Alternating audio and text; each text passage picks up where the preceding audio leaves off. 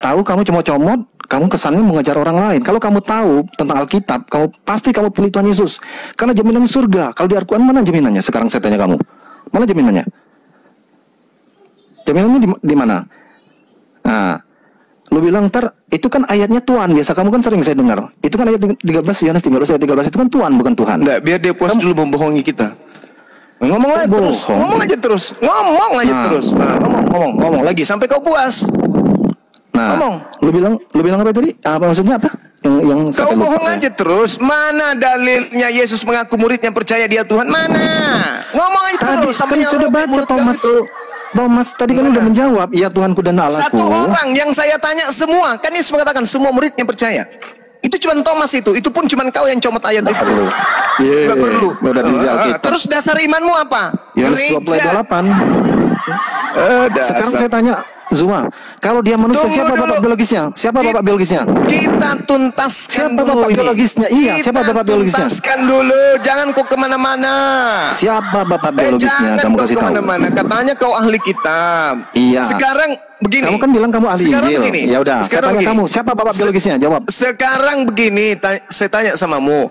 Andai saja murid-murid Yesus orang Yahudi ini hidup umurnya panjang sampai 2000 tahun.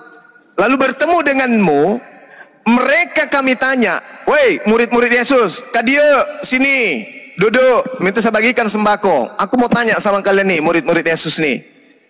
Saya tanya samamu, Yesus menyampaikan firman kepadamu waktu Yesus hidup? Menyampaikan Bang Suma? Banyak, semua telah Yesus sampaikan kepada kami. Nah, oke, saya mau tanya dari kalian nih, yang hidup sama Yesus. Setelah Yesus menyampaikan semua firman-Nya kepadamu, kalian percaya Yesus itu apa? Jawabannya utusan. Tuhan. Lah, keutusan. Ini dalilnya Yohanes 17:8. Ya Allah ya justru Karim. Itu pegangan kamu. Kamu finalnya tuh, ground finalnya tuh kamu harus ambil gitu loh. Aku dan Bapak adalah satu. Barang siapa melihat Bapak, dia ada melihat aku. Akulah dia yang sedang berbicara dengan kamu. Bahlul. Akulah dia bilang Yohanes 4 ayat 26 kamu lihat enggak? Maaf saja saya harus mengatakan kamu kelihatan. Ini sebentar. Coba. Kau yang baca Yohanes 17:8. Hei, baca Yohanes 17. Yohanes 17 kau baca dulu. Baca Yohanes 17:8. Iya. Tapi ini jawabannya. Kata Yesus kepadanya, akulah dia yang sedang berkata dengan kamu. Yohanes 17:8. Dia itu siapa? Yohanes 17:8 baca. Baca Yohanes 17. Kamu kok nggak mau baca sih? Baca dong. Baca. Kenapa takut ya? Susah kau mau dibikin waras kau. Nih biar tak baca pasti. Coba Nafiri yang baca. Tante Nafiri baca. Biar dia tahu tuh, dengar itu kupingnya. Kalau kupingmu susah masuk karena ada selaput babi, pakai mulutmu dengar. Aku kebanyakan minum air kencing onta nih. Kamu mancing saya. Yang benar makan babi. Hanya kamu goblok. Mana ada onta di Indonesia? Yang benar itu. Saya tanya kamu sekarang. Mampus. Masih kau, masih mau datang besok. Udah mulai keluar kotoran dari mulutnya. Yohanes 18 ayat 8. Oke, baca Nafiri. Baca. Yohanes 18 ayat 17 nomor 8. 17 nomor 8. Ya. Baca. Bahasa Yunani dong. Masa bahasa Indonesia? Ya, bahasa Yunaninya baca. Lu bisa baca. Assalamualaikum Gurunda, Bang Andi. Waalaikumsalam. Kasih bahasa Yunaninya bisa baca enggak? Oke, bahasa Yunani ini. Ya. Nih. Ya. Baca bahasa Yunaninya Nafiri. Cuma mau menipu. Segala firman. Oh, matamu. Minta bahasa Yunani dikasih bahasa Yunani. Ini bahasa Yunani ini loh. Kalau ini nanti yang di bawah nggak paham. Iya tahu. Betul. Setuju. Nafiri percuma baca, tahu nggak? Karena pasti yang di bawah nggak paham. Ya udah pakai bahasa Indonesia. Sebab segala firman yang engkau sampaikan kepadaku telah kusampaikan kepada mereka dan mereka telah menerimanya. Mereka tahu benar-benar bahwa aku datang dari padamu dan mereka percaya bahwa engkaulah yang telah mengutus aku. Mereka baca kau Nafiri. mereka percaya, mereka percaya bahwa Yesus adalah Tuhan.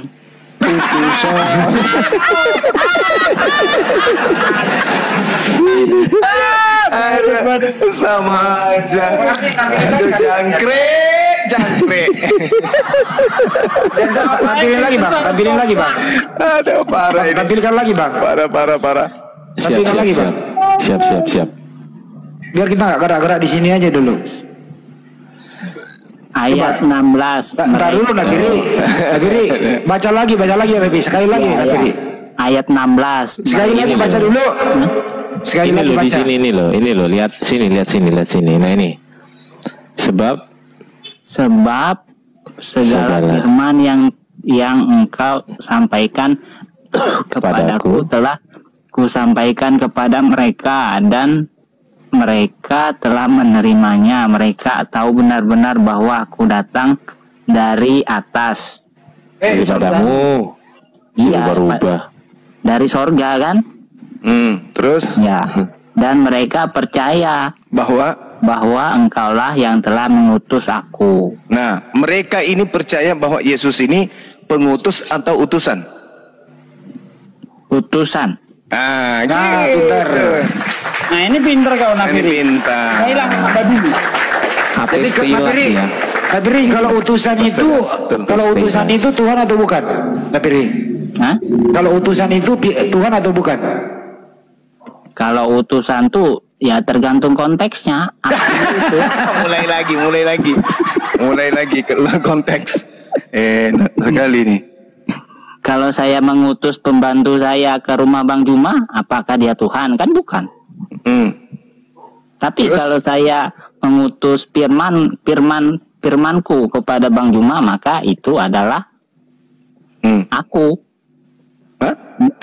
Misalnya gini, saya nih ngomong kan suaraku kedengaran nih sama Bang Juma. Nah, itu adalah saya. Kan gitu, saya mengutus suara saya. Maka suara saya dapat terdengar. Artinya, suara saya itu adalah saya. Gitu. Ini Yesus berkata adalah utusan dari Tuhan. Artinya Yesus itu Tuhan, kan gitu. Nah, Musa juga utusan. Berarti Musa adalah Bukan. kok Tuhan? lah kan utusan. Musa tidak mengatakan dirinya datang dari sorga, tapi dia dari dunia. Kalau Yesus ini kan tadi kan ayatnya dia dari sorga. Kan? Loh, dalilnya makhluk-makhluk surgawi sama seperti Yesus yang datang dari surgawi itu gimana? Siapa makhluk-makhluk surgawi itu? Ya. Iya. Halo. Halo. Ya halo Elizabeth. Itu Allah itu zat atau benda? Ya, Pindahin topik bahasa dulu. Arab. Zat itu bahasa kita Arab. ngomong aja dulu. Allah itu zat. Jangan pindahin topik dulu. Zat itu bahasa Arab. Biar sama-sama kan? Kan kita Zat itu bahasa Arab. Enggak, kita Bukan kan bahasa Indonesia. mempermasalahkan ketuhanan nih. Kita mempermasalahkan ketuhanan nih.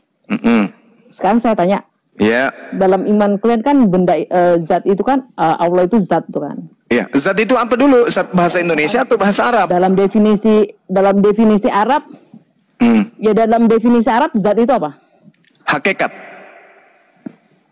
Yang zat itu Tuhannya Kristen. Nih, saya Yang kasih zat tahu. itu Tuhanmu, zat kentut, Kristen. gas, zat Kisah para padat. Rasul 17:29 terjemahan lama. Itu Tuhan kalian.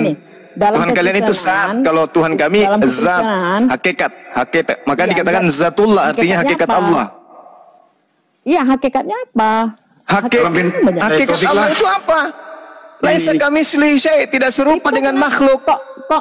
Nah itu kan beda tuh ya. Ya beda memang. Nih, ini kita Tuhannya beda Kristen zat.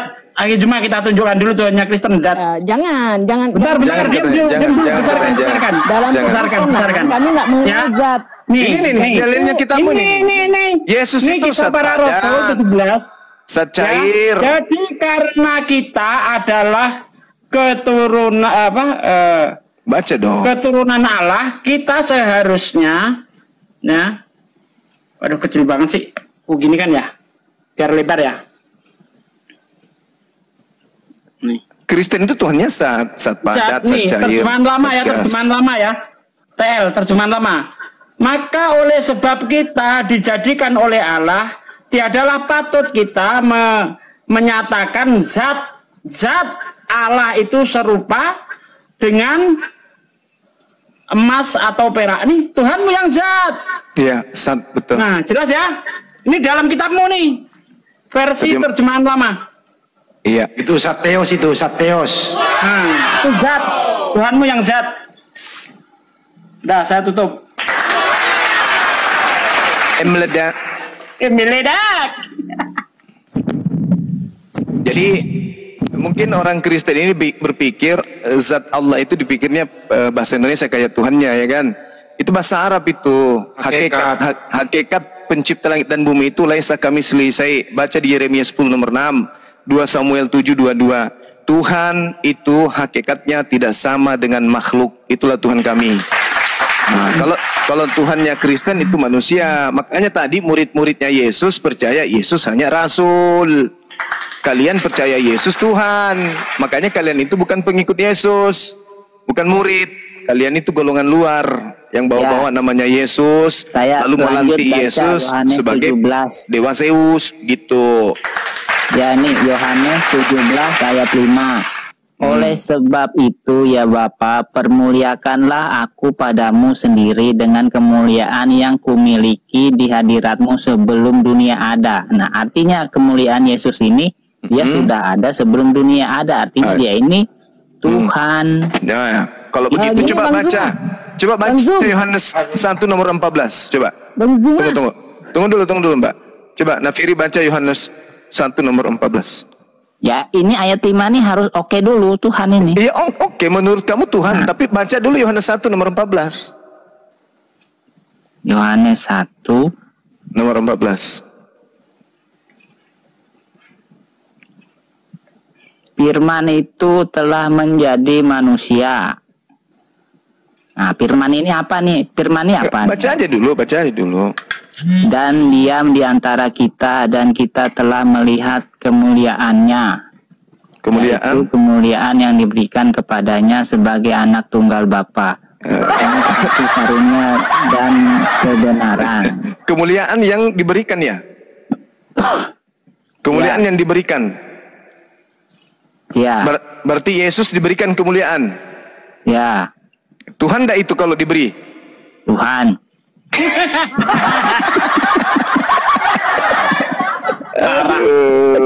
Parah Kristen ini. Kalian itu mau kali anak Maria itu jadi Tuhan, jadi semua kalian tabrak.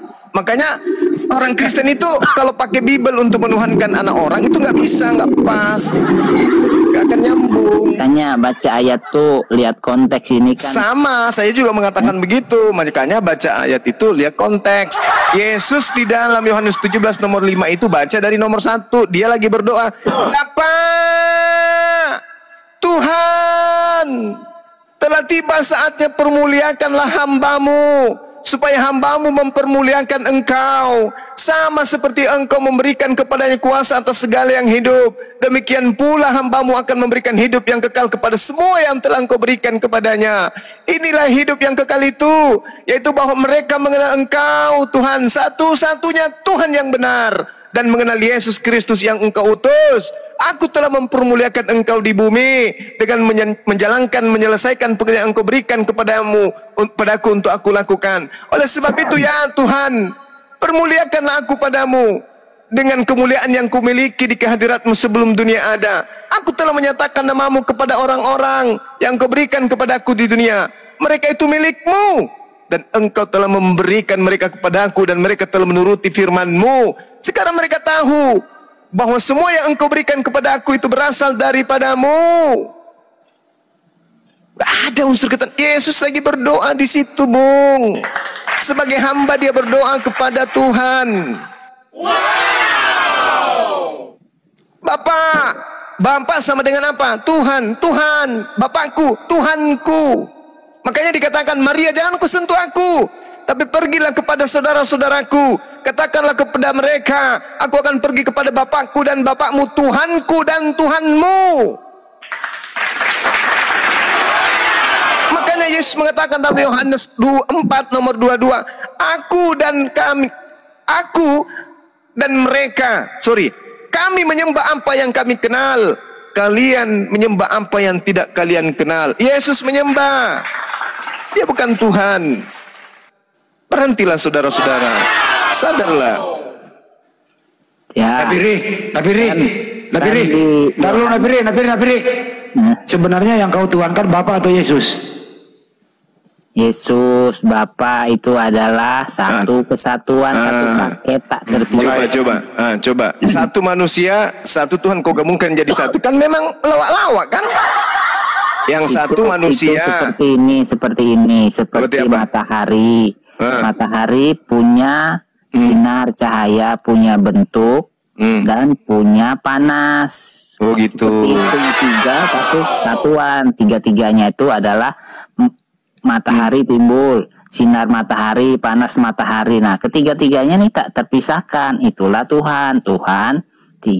Tuhan yang adalah Maha Pencipta, Maha Mendengar, dan Maha Kuasa, dan Maha Terlihat. Gitu. Benar-benar. Nah, kalau Tuhannya Pak Juma dan kawan-kawan ini seperti apa konsepnya? Zat. Ini apa ini? Ini zat lilin kah, zat kapur kah, zat apa? Loh, itu kan tadi udah dijelasin. Itu memperbodoh diri lagi kan? Memperbodoh diri lagi kan? Tuhanmu yang zat. Tadi sudah ditunjukkan dalilnya. Tuhan kami zat. Zat itu bahasa Arab artinya hakikat. Hakikat Allah itu tidak serupa dengan makhluk. Itu baru Tuhan. Kalau dia serupa dengan makhluk, ya itu ciptaan. Iya, hakikatnya itu seperti apa, penggambarannya apakah seperti tidak bisa diserupakan, tidak bisa. Bagaimana mau kita gambarkan sementara tidak serupa dengan apapun? Bagaimana mau kita gambarkan? Kita bisa menggambarkan pohon, karena rupa pohon bisa kita gambarkan. Kita bisa menggambarkan Yesus, karena Yesus serupa dengan kita. Sementara pencipta langit dan bumi tidak serupa dengan apapun. Lalu bagaimana kita mau gambarkan? Nabiri, kamu bisa gambarkan nggak bapaknya Yesus? Bukannya di Al-Quran tuh. Taruh dengerin dulu, Nabiri. Kamu bisa gambarkan nggak bapaknya Yesus? Bapaknya Yesus itu seperti sinar. Emang sinar bisa digambar? Sinar apa? Cahaya. Sinar jaya. Sinar cahaya kan nggak bisa digambar sinar. Begini, kalau Anda menganalogikan cahaya matahari dengan matahari, Yesus dengan Bapa, itu keliru. Coba nih ya, coba. Ketika matahari kemudian menyentuh kemudian Bunda Maria, ya. Lalu kemudian sinar menerpa Maria. Begitu sinar itu menerpa Maria, keluar sinar matahari dari rahim Maria. Apakah itu masih matahari? Mana ada matahari masuk kandungan nih konsepnya? Loh, logika palasi. Kok logika palasi? Kan antara Tuhan Yesus yang kalian katakan Tuhan itu dengan Tuhan Bapa yang kalian katakan Tuhan itu kan beda wujud kan? Satu manusia, satu roh. Matahari jangan kau bawa-bawa sinar. Kalau matahari tidak berubah, dia tetap aja sinar. Ini berubah. Yesus berubah, dia menjadi makhluk, menjadi tidak lagi cahaya. Dia jadi daging. Berarti kamu harus menganalogikan cahaya matahari menyentuh sebuah rumah. Rumah ini mengeluarkan apa setelah kena matahari? Misalnya cahaya matahari menyentuh sebuah gedung. Begitu matahari menyentuh sebuah gedung, keluar pribadi baru. Menjadi apa dia? Misalnya keluar seekor gajah. Nah sekarang masalahnya matahari dengan gajah sama enggak? Itu namanya cara berpikir yang cacat logika. Kok cacat logika? Yesus ini daging manusia. Bapak daging atau tidak? Ini Yesus itu adalah bentuk dari matahari itu. Kok nggak nyambung ini? Anda kan menganalogikan tadi. Bapak adalah matahari. Yesus adalah sinar. Sinar matahari dan matahari itu tak berubah dia. Sama kayak Yesus, tak berubah juga. Dia Yesus itu daging. Bapak daging nggak? Yesus itu adalah bentuk matahari itu yang bulat itu.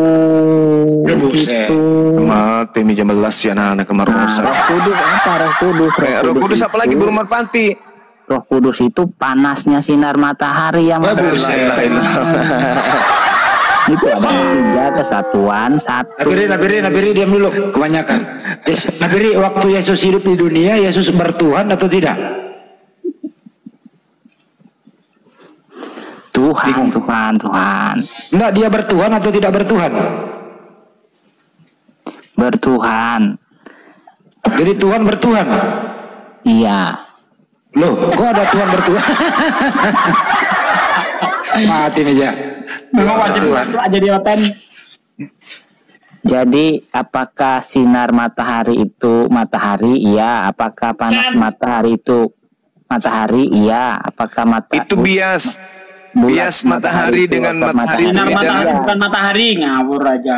Semuanya adalah matahari, tidak terpisahkan, satu kesatuan, satu paket. Ya, berarti Bapak di surga itu juga daging. Sinar. Kok sinar? Nah, Yesus ini adalah bentuk bulat dari matahari itu yang kelihatan. Orang bertanya, matahari udah kelihatan belum? Oh, udah, matahari udah naik tinggi. Oh, matahari udah mulai tenggelam. Nah, inilah Yesus yang kelihatan. Nah, sinarnya apa? Sinarnya itulah Bapa yang menyinari umat manusia kebenaran. Bagaimana sinar itu? Ya dulu malai ini siapa? Malai. Nafari diem dulu dah. Malaikat nih siapa nih? Malaikat nih. Halo malaikat. Halo. Ya. Silakan Bang Juma. Halo, assalamualaikum, selamat malam Bang Juma. Ya malam Bang. Ya Bang, salut Bang sama Bang. Fans Katolik sih, tapi fans sama kata-kata Bang. Wah, ini dia. Abang dari sekte mana Bang? Katolik katanya. Katolik ya. Baik. Untuk pemahaman saya sih, kadang secara logika untuk saat ini tingkat untuk peribadatan untuk menjalankan salah satu ibadat terkait dengan ketuhanan saya nggak pernah sama sekali. Persoalannya masih dalam pencarian ketuhanan yang sebenarnya, Bang Zuma. Kemarin tadi siang saya sempat dialog menyangkut dengan ketuhanan tentang pencipta alam semesta, terus terkait dengan kitab yang saat ini kita pelajari. Ini menjadi Bang, suaranya kecil Bang, gedein dikit Bang. Gimana Bang? Suaranya kecil, gedein dikit. Dengar ya, oke. Gak usah pakai headset coba Bang.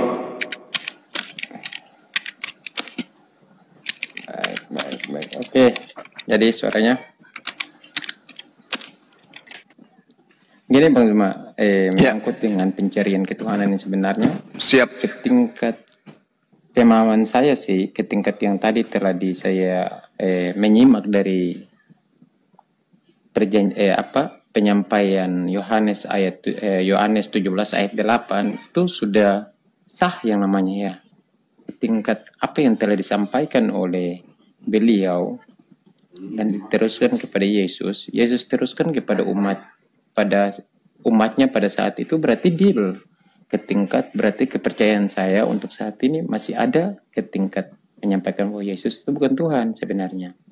Ada Bapaknya, masih ke tingkat Bapaknya. Berarti. Iya, terus Bang? Halo? Iya. Terus? Halo Bang Zuma? Iya, saya dengar Bang, saya dengar. Suara saya terdengar nggak ini? Saudara malaikat?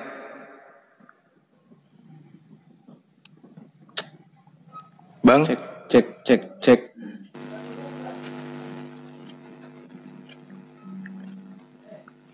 Iya, gimana Bagaimana Bang? Suara saya kedengaran nggak?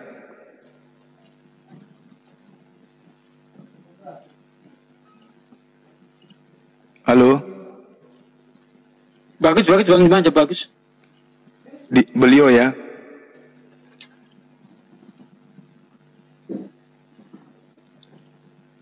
Halo? Oke, sambil nunggu dia Rasmi. Oke, lanjut. Lanjut Bang.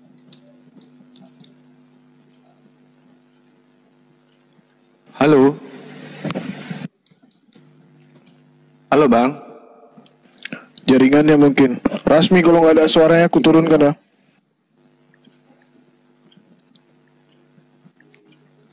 Halo Bung?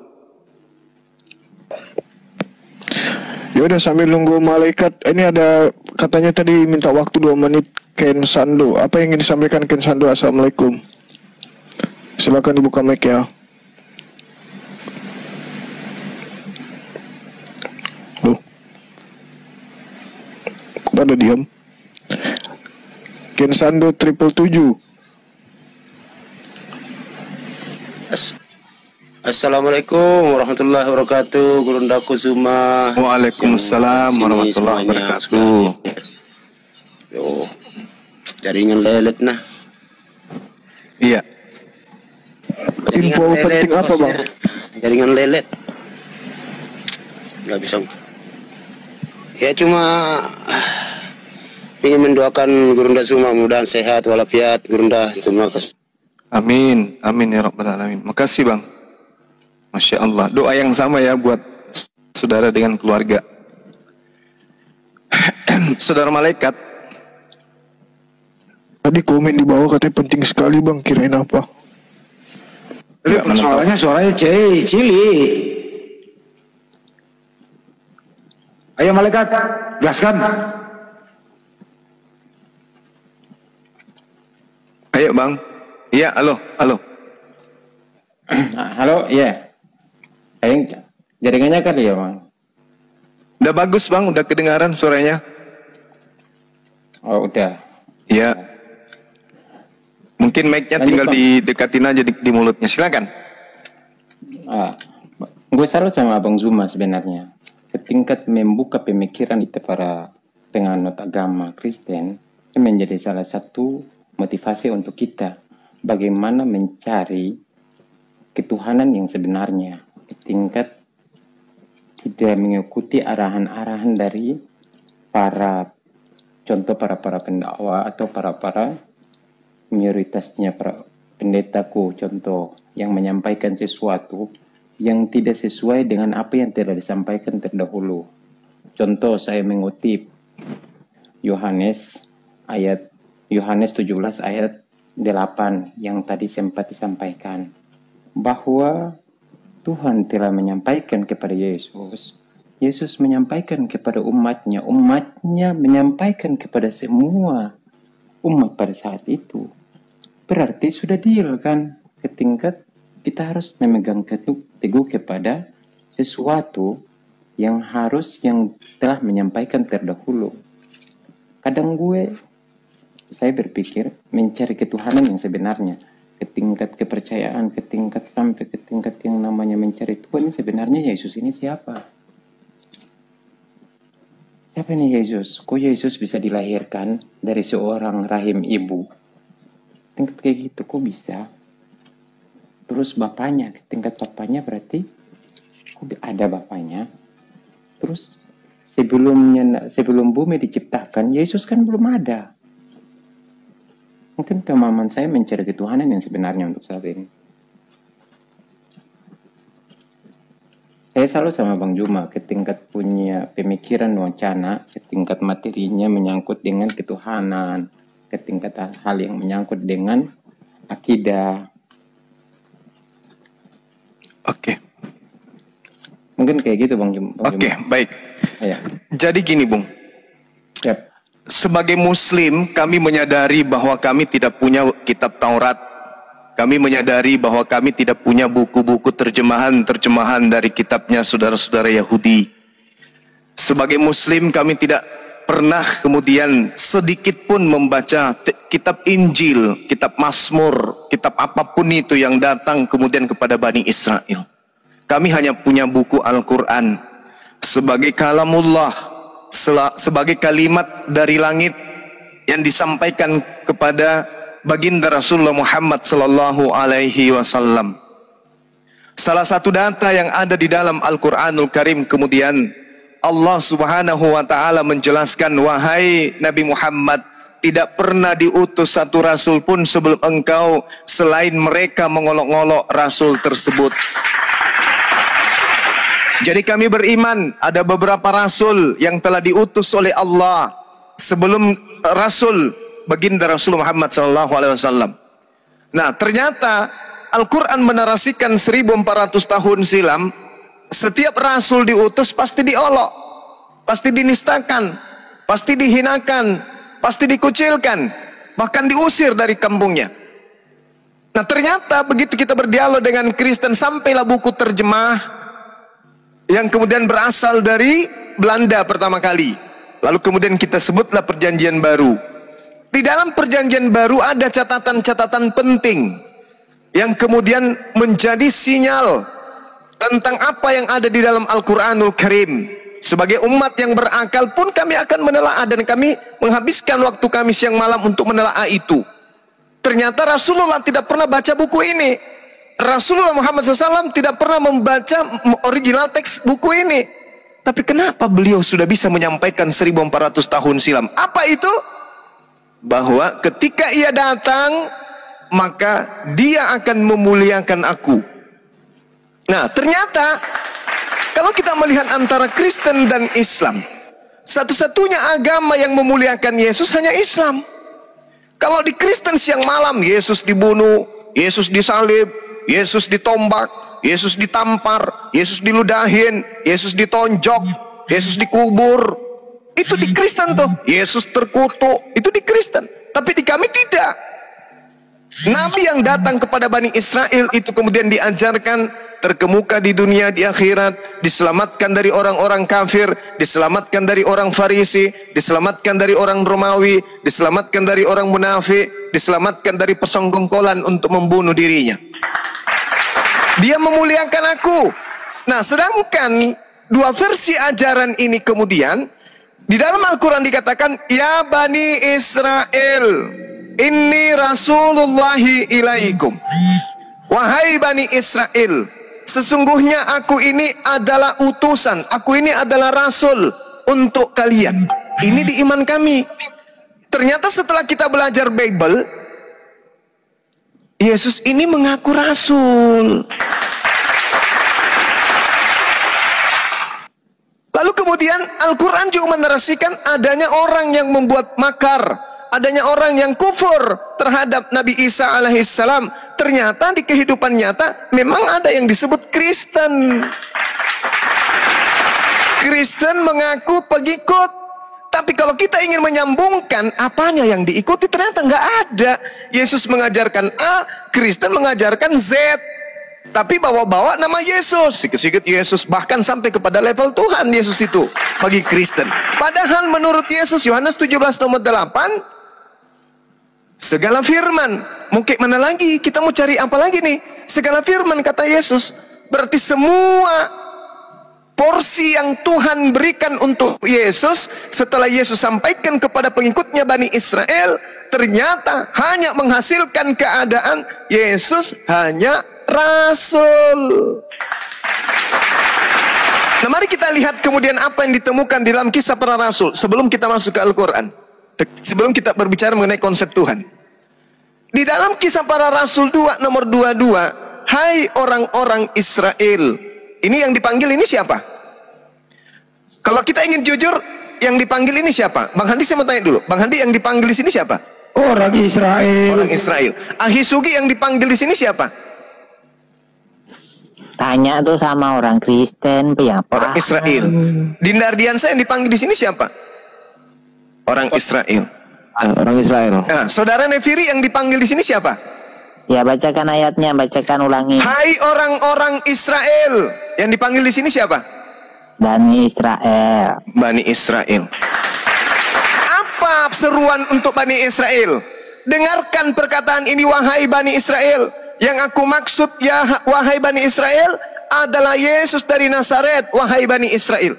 Dia ini Yesus, wahai Bani Israel, telah ditentukan oleh Allah, wahai Bani Israel, dan yang dinyatakan kepadamu, wahai Bani Israel, dengan kekuatan-kekuatan dan mujizat-mujizat dan tanda-tanda yang dilakukan oleh Allah dengan perantaraan Yesus di tengah-tengah kamu, wahai Bani Israel, seperti yang kamu tahu, wahai Bani Israel. Jadi Bani Israel diseru untuk mengetahui bahwa Yesus hanya perantara.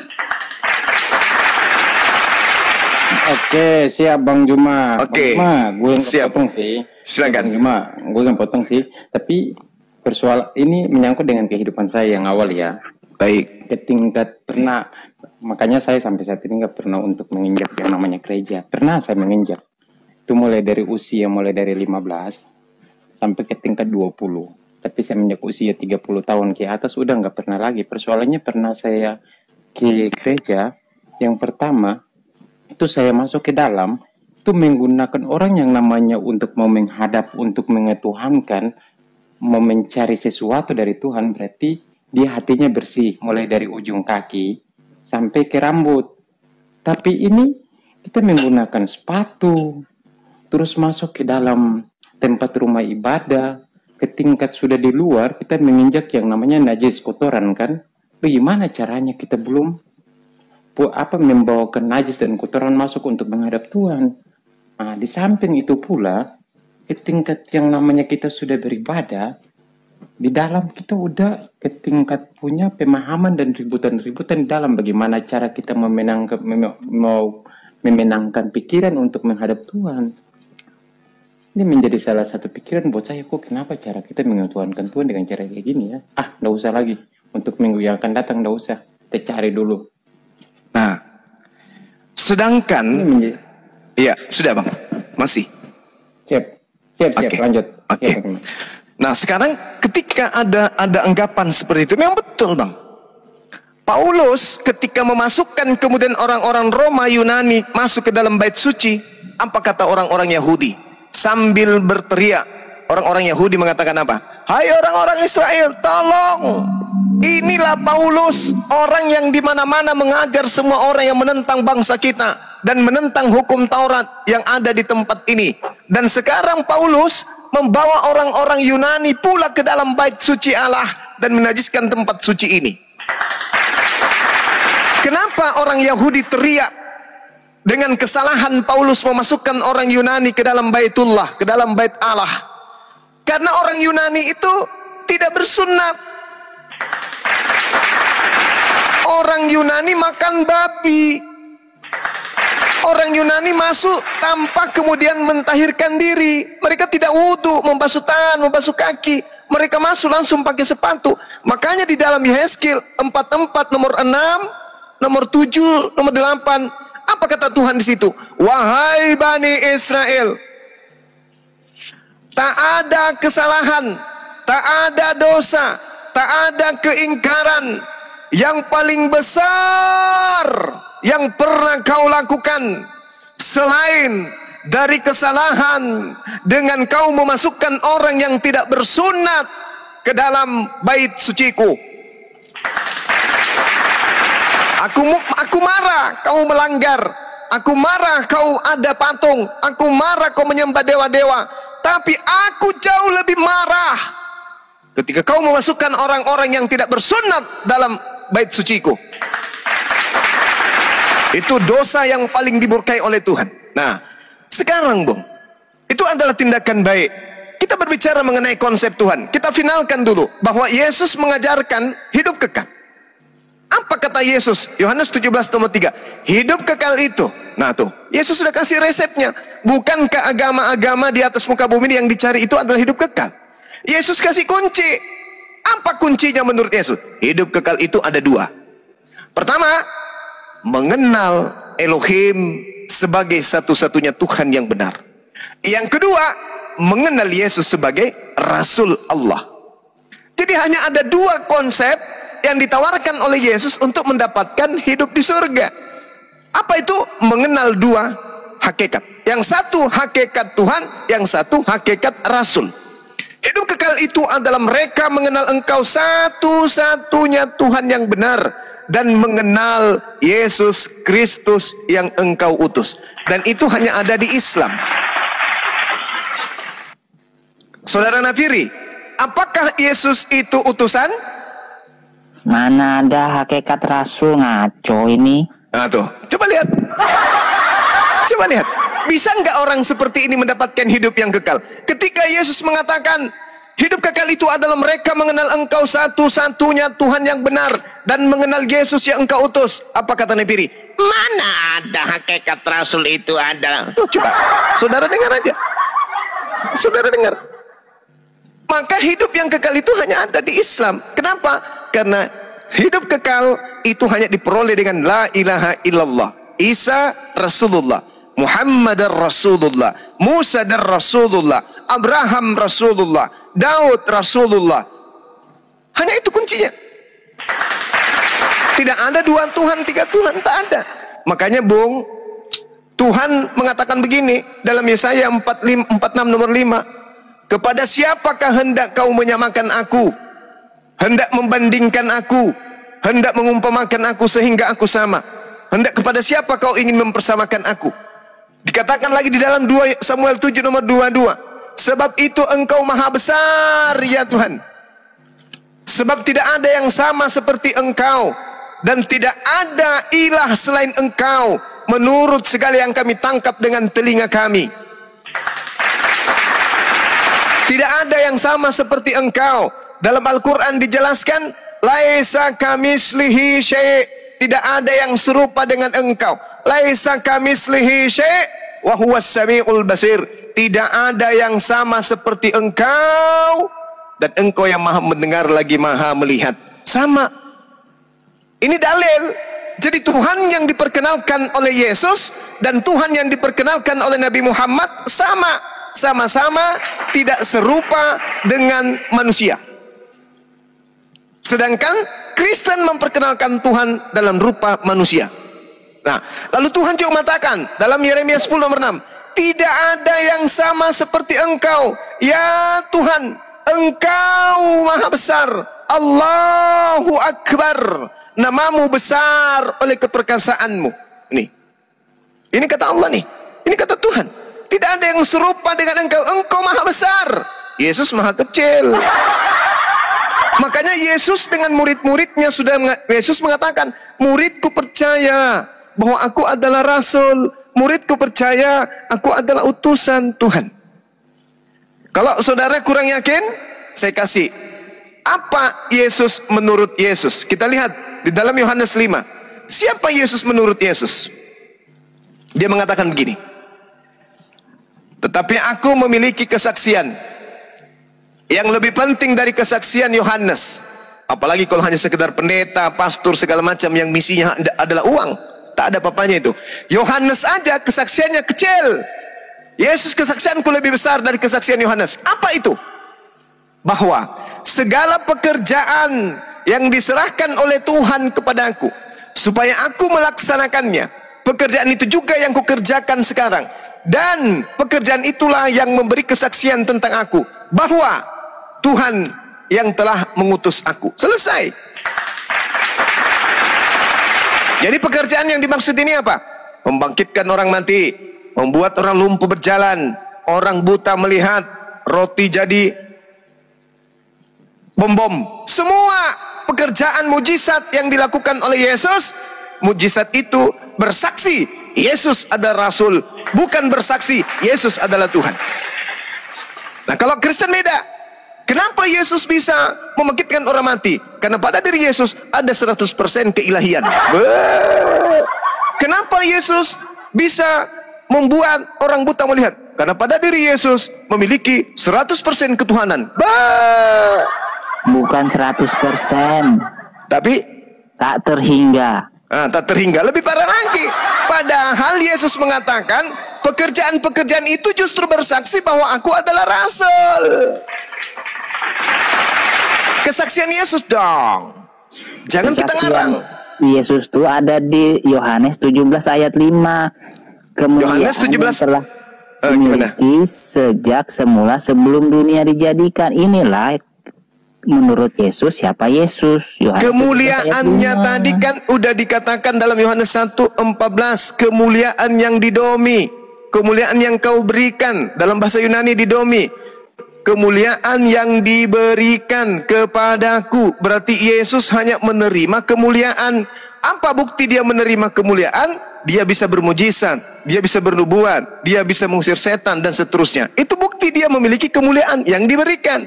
Kalau Yesus tidak diberikan kemuliaan, kalau Yesus tidak beri mujizat, maka Bang Suma lebih hebat dari Yesus.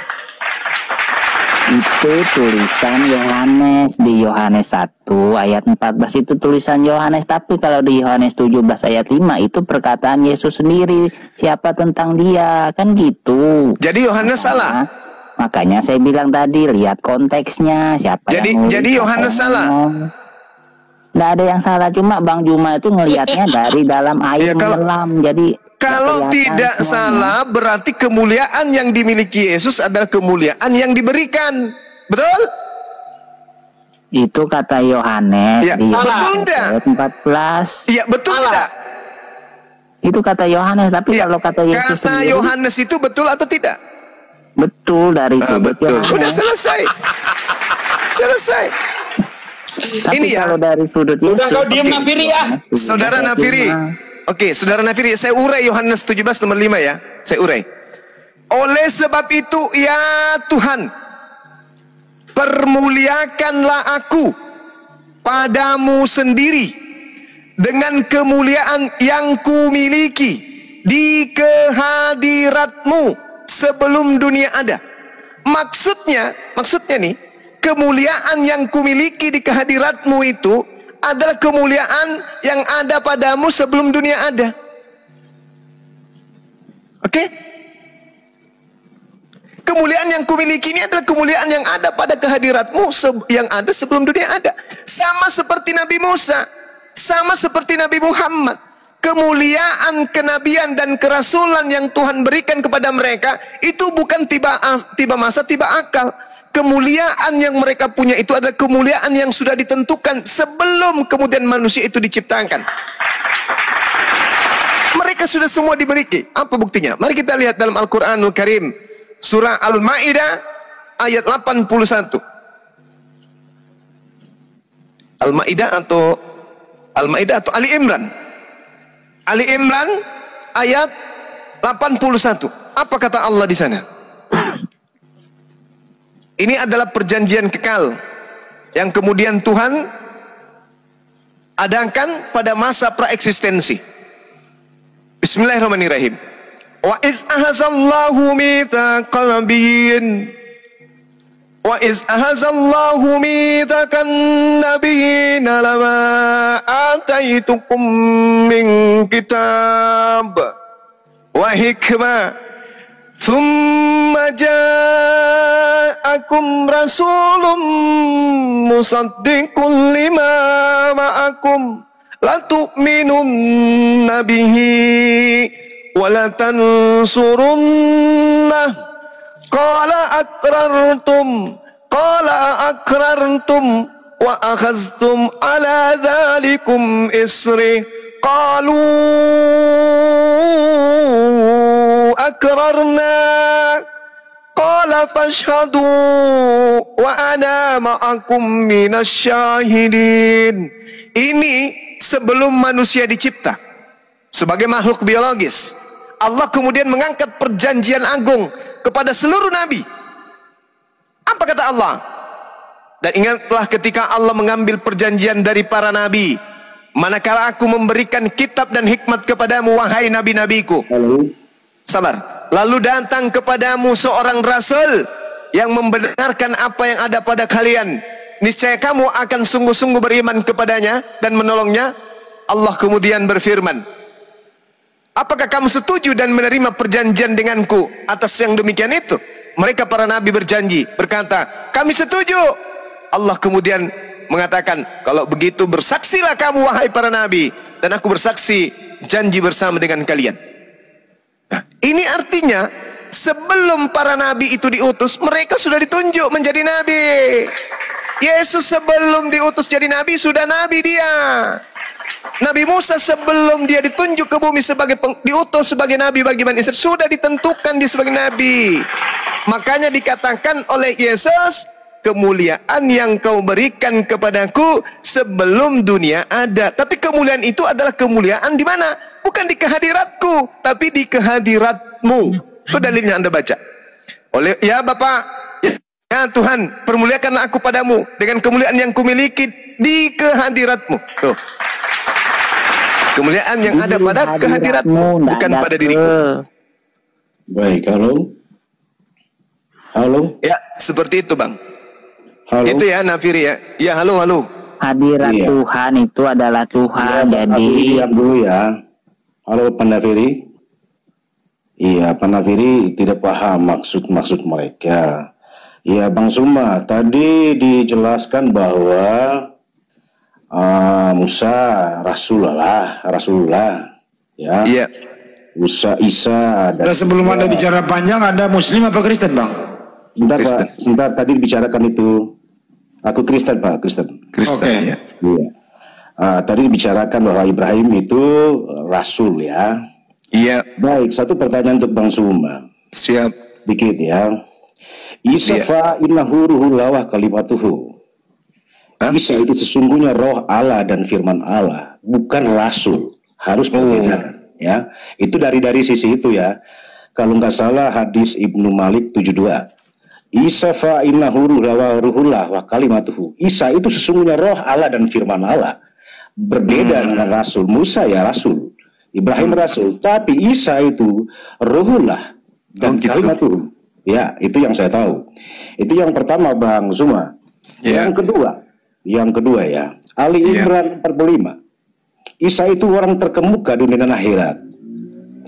Dari semua nabi-nabi dan rasul Tuhan, baik dalam Al-Quran maupun dalam Alkitab, tidak ada orang yang terkemuka, hanya Isa. Ya, hanya Isa. Itu yang kedua. Yang ketiga, saya mau beri penjelasan dulu tentang pernyataan Yesus sebagai manusia. Harus bedakan, Pak, pernyataan Yesus sebagai manusia dengan pernyataan Yesus sebagai Tuhan. Sebagai manusia, ya, dia mengatakan, ya Allah, ya Tuhan, saya permuliakan ini seperti dunia sebelum dunia dijadikan, seperti yang Bang Suma bicarakan tadi. Tapi perlu diingat, Bang Suma, hanya Tuhan, hanya Yesus yang bisa mengampuni dosa seorang. Siapa yang bisa mengampuni dosa dunia ini? Hanya Tuhan. Itu dari sisi ketuhanan ya. Kalau kita mau diskusikan seperti itu, harus dibedakan ada Tuhan yang menjelma ya. Menjelma dari manusia. Yang terakhir, Bang Suma, halo. Yang terakhir, yang utusan ya. Isa itu atau Yesus utusan. Baik. Pertanyaan saya, apakah Allah yang Maha Kuasa tidak bisa mengutus dagingnya ke dunia? Karena Allah menurut Tuhan Kristen adalah roh, dia tidak punya daging. Dia mengutus firman-Nya itu yang menjadi daging lewat penjelmaan manusia Isa dalam rahim Bunda Maria. Seperti itu, saudaraku. Salam toleransi, brother. Oke, baik. Selamat berpuasa. Oke, baik. Yang pertama tadi, Anda mengatakan bahwasanya Nabi Isa itu terkemuka di dunia dan di akhirat. Tapi Anda lupa, ayat ini menceritakan apa? Wahai Maryam, ya Maryam, innallaha, sesungguhnya Allah, yubashiruki, menyampaikan kabar gembira kepadamu, bikalimatim minhu, tentang sebuah pernyataan darinya, sebuah firman darinya, sebuah kalimah darinya, sebuah kehendak, keinginan, ide, gagasan darinya. Namanya Al-Masih, anak laki-lakinya manusia berjenis kelamin perempuan bernama Maryam. Jangan dilupakan itu. Jangan cuma ngambil terkemukanya saja, jangan. ambil dari belakang bahwa Isa ini adalah anak manusia bernama Maryam. Kalau anaknya Tuhan, ibunya juga Tuhan berarti. Terkemuka di sini, Pak, bahasa aslinya adalah wajihan. Wajihan itu artinya terkenal, terpandang di dunia. Itu artinya. Sedangkan ada nabi juga yang disebut wajihan, yaitu Nabi Musa. Jadi kalau berdasarkan wajihan terkemuka, lantas kemudian Isa Tuhan, berarti Musa juga Tuhan. Al-Quran surah Al-Ahzab ayat 69. Ya ayyuhalladzina amanu la takunu kalladzina aza Musa fabarra'ahu Allahu mimma qalu wa kana indallahi wajihan.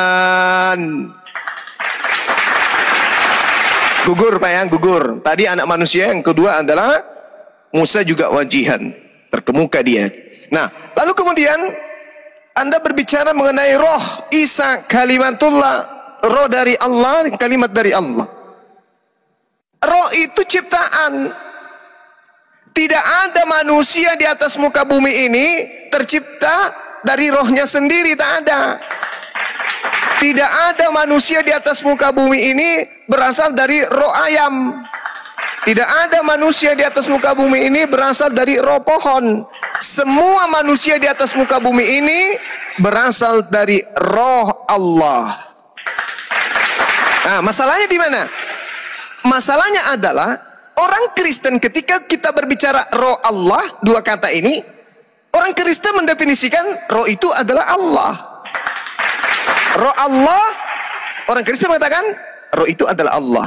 Ruah Elohim berarti Elohim itu adalah roh. Dibalik. Padahal kalau dia mengatakan roh Allah sama seperti malaikat Allah, rumah Allah, ciptaan Allah, apalagi bait Allah, hamba Allah, kata yang ikut sebelum Allah itu adalah ciptaan semuanya. Jadi roh Allah maksudnya roh ciptaan Allah. Bait Allah artinya rumah ciptaan Allah. Tidak mungkin rumah itu adalah Allah.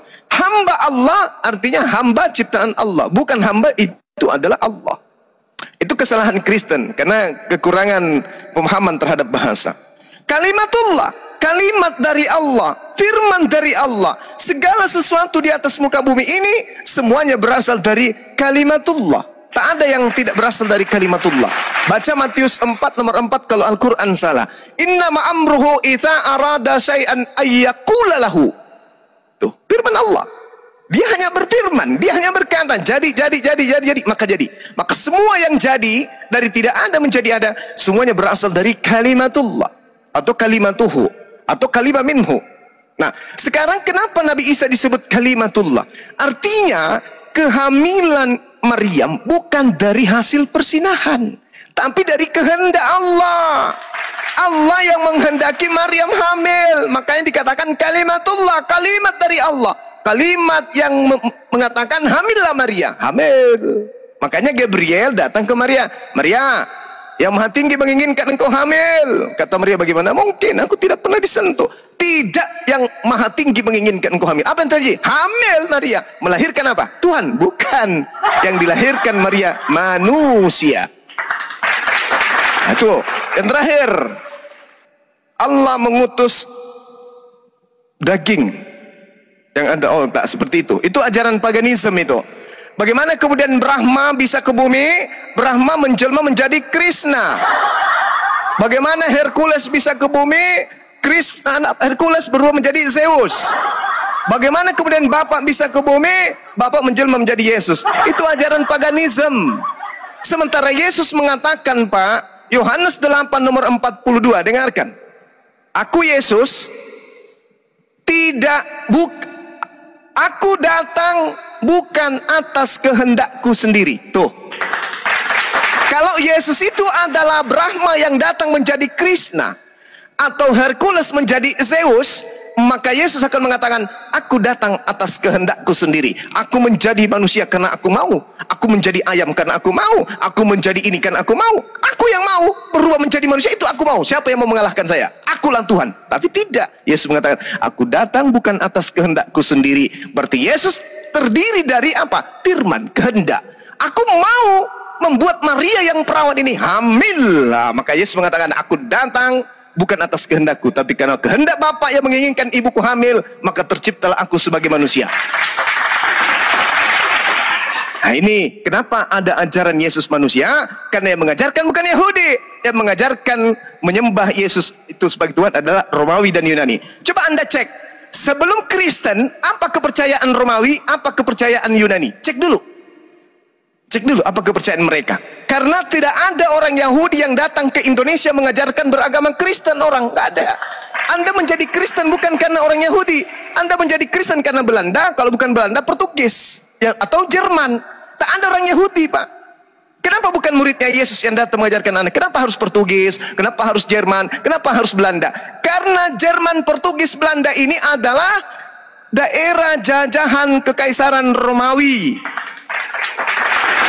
Nah sekarang pertanyaannya, Romawi sebelum Kristen dijadikan sebagai agama resmi kekaisaran, apa kepercayaan nenek moyang mereka? Ternyata Romawi Yunani sebelumnya percaya dewa-dewa turun menjadi manusia. Mereka menyembah roh-roh, mereka menyembah makhluk-makhluk altar yang mereka katakan sebagai teofani daripada dewa-dewa. Makanya Paulus, Pak, ingat. Paulus ketika ada di Antioquia, orang-orang penyembah dewa di sana, begitu Paulus melakukan mujizat, apa kata mereka? Wah, ini Tuhan kita ini. Paulus ini Tuhan kita. Dia adalah dewa Hermes. Paulus aja dianggap dewa Hermes, Pak, sama orang Yunani di Antioquia. Karena memang mereka kepercayaannya menyembah roh-roh. Mereka percaya menyembah dewa-dewa yang nusul menjadi manusia. Maka Yesus yang tadinya mengajarkan kepada muridnya Bani Israel, aku hanya manusia, aku hanya rasul, aku hanya manusia, aku tak dapat apa-apa, aku tak bisa berbuat apa-apa dari diriku sendiri. Seketika dilantik menjadi Tuhan oleh Paulus untuk orang Roma dan Yunani. Romawi Yunani menerimanya sampai ke kerajaan Belanda. Belanda masuk ke Indonesia. Ke Jerman, Portugal, masuk ke Indonesia. Menjadilah Yesus itu Tuhan bagi orang-orang sebagian. Demikian, Saudara Kokong Lalong. Silakan.